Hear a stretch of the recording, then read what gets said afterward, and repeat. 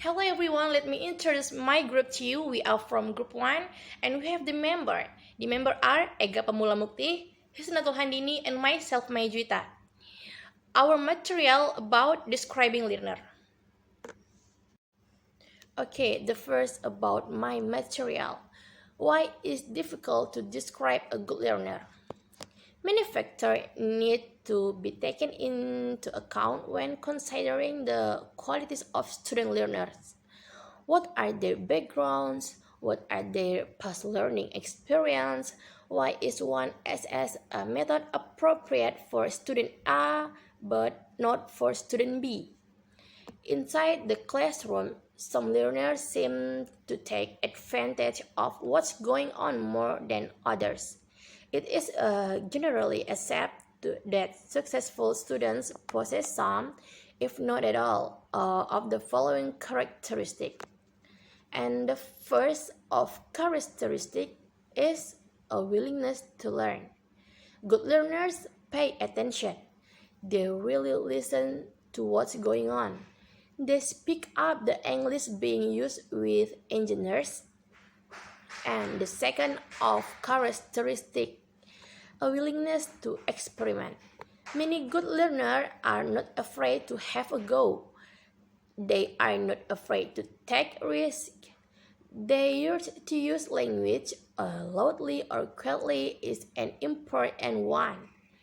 And the third of characteristic, a willingness to ask questions. As teachers, we frequently invite SS to ask if they don't understand something. Good learners will do this. They ask questions to learn and know more.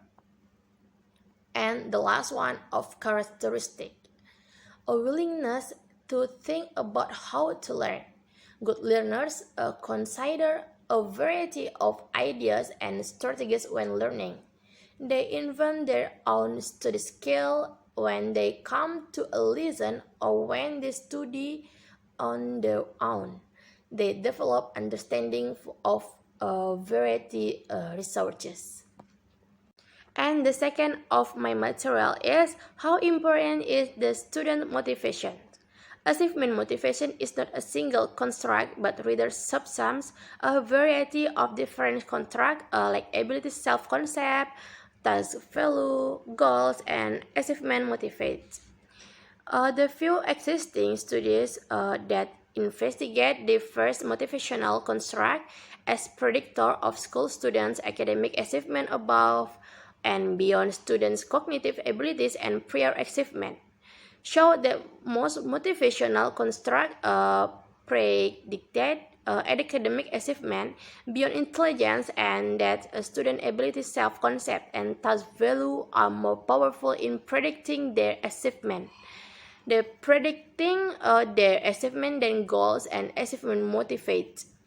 The aim of the present study was to investigate whether the reported previous findings can be replaced when ability, self-concept, task value, goals, and achievement motivates are all assessed at the same level of specific as the achievement criteria. The sample comprised 3, 4, 5, 11, and 12 grade students and 11 48 years old SD 106 from the highest academic track gymnasium in Germany. Students self-reported their ability, self-concept, task value, goal orientation, and achievement motivates in math, German, and school in general. Additionally, we assess their intelligence and their current and prior grade, point average, and grades in math and German. Relative weight analysis revealed that the mind specific ability self-concept, motive, test value, significant amount of variance in grades above all other predictor, of which ability self-concept was the strongest predictor. Results are discussed with respect to their implication for investigating motivational construct with different theoretical foundation. And the last one of my material is who is impossible for learning. Six ways to make learning impossible. Lecturing too much. If you didn't already to know, I'm not a hug fan of lecturing. Not only does the research not support it at all, but is archaic for student. And after only 10 minutes, you have lost over 15% of your students any longer, and those numbers go up. Number two, still relying on a textbook. If there is one thing I have never heard a student say, it's I can't wait to get to page 35 or chapter 7. I would I would argue this word outside of being used with some heavy scarms have never been uttered in a classroom. To put it bluntly, textbooks are not only one of the least engineering resources you can provide your student, but most are extremely outdated, especially as the standards change of to year. Number three, not giving multiple attempts. Whenever I talk about giving students multiple attempts, I hear a rambling about like responsibility or preparing student for the real world. And I'm sorry, but these are awful excuse for not allowing a student multiple attempts master content. Number four, being afraid to integrate technology. And number five, having a lack of system, routines, or general classroom management. And number six, not focusing on student engagement. Maybe that's all. The next material. Assalamualaikum warahmatullahi wabarakatuh. My name is Hisinatul Hanini with student ID number 2014050033. So, I will continue to present our material, characteristic do good classroom learners share, and also the special about teaching adult. So, let's move into the characteristic do good classroom learners share. Neil Neyman and his colleagues include a tolerance of ambiguity as a feature of good learning. Together with factors such as positive task orientation, being prepared to approach tasks in a positive fashion, ego involvement, where success is important for students' self-image, goal orientation, and preference.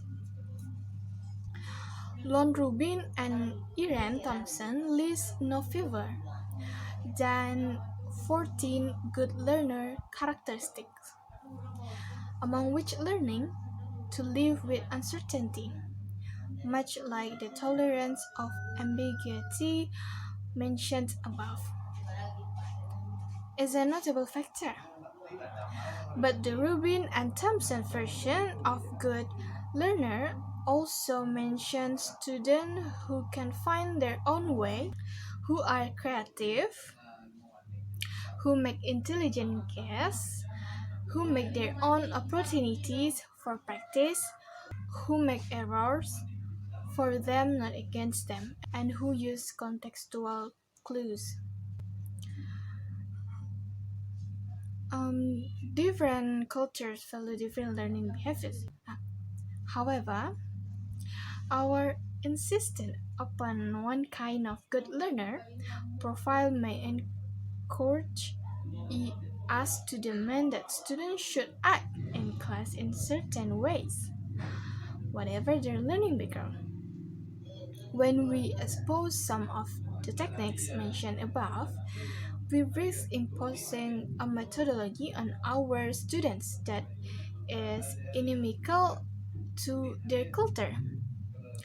Furthermore, some students may not enjoy grammar exercise, but this does not mean they're doomed to learning failure. There's nothing wrong with trying to describe good language learning behavior.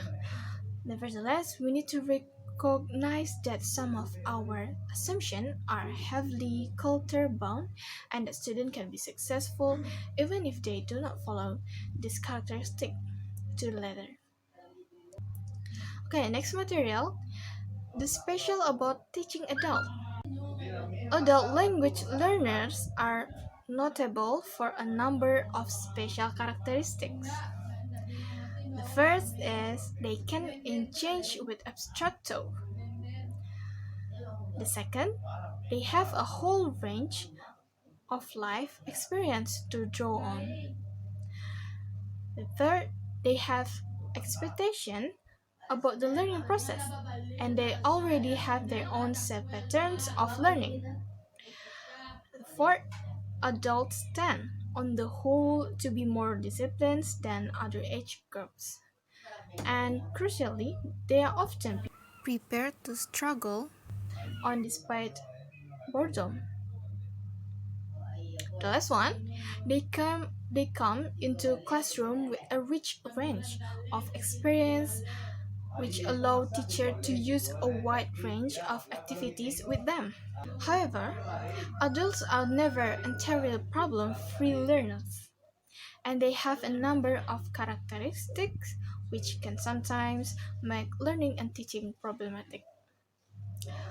The first is they can be critical of teaching methods.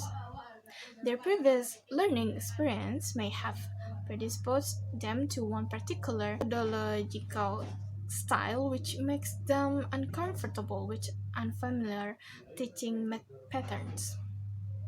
Conversely, they may be hostile to certain teaching and learning activities which replicate the teaching achieved earlier in their educational careers.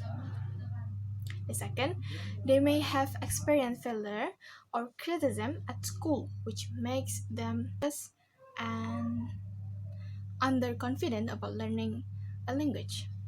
And the last one, many older adults worry that their intellectual power may be diminishing with age. They are concerned to keep their creative powers alive, to maintain a sense of generativity.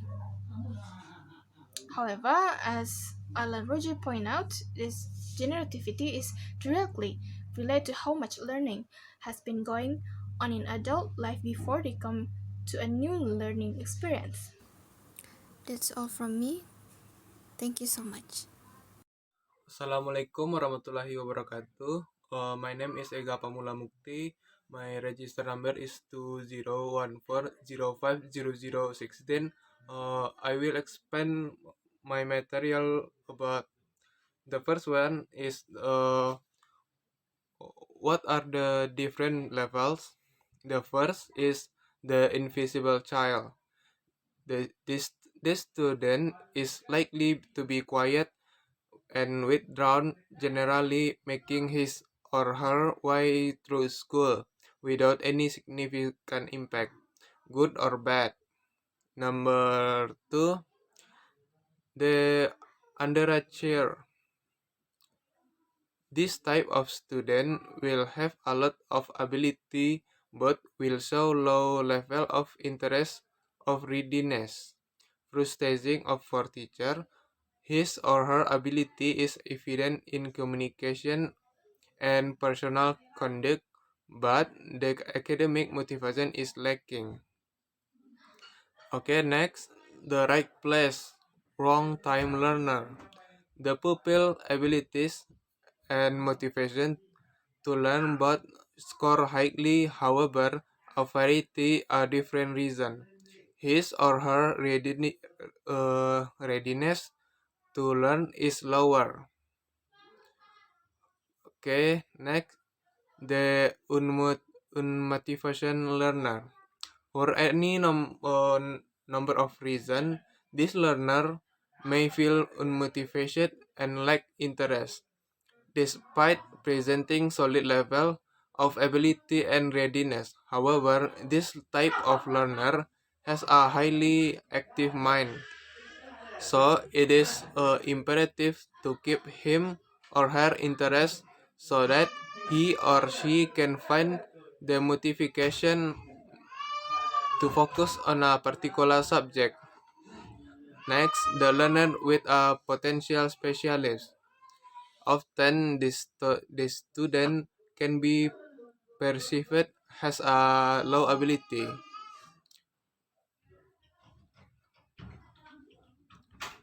Okay.